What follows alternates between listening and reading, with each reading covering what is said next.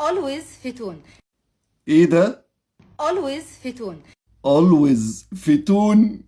الشنطة دي يا جماعة الشنطة دي always فيتون، ده اللي هو لوي فيتون.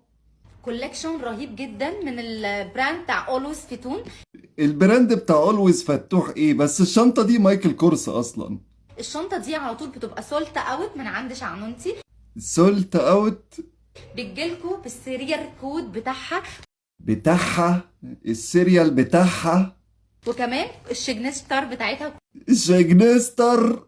كلها موجودة على الشنطة، والسوست بتاعتها ما شاء الله، الشنطة بالسوست بتاعتها. فيها من جوه 3 مطارح يسدوا عين الشمس. الله اكبر، الشنطة 3 مطارح بعفشة المية بقى ولا ايه؟ ايه الشنطة ال3 مطارح دي؟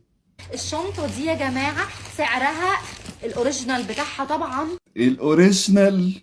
أول ما بتنزل كده من المصنع بتاعها فيكتوري المصنع الفيكتوري بكام بقى لما بتنزل في الفيكتوري؟ بتنزل ب143 ألف جنيه. ما عشان السجنشتر بقى اكيد.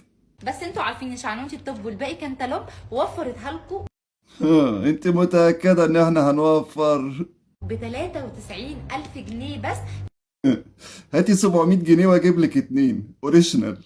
زي ما قلت لكم بتجيلكوا بالداست باج بتاعتها. التاست باج بتاعتها مع ايه التاست باج ده؟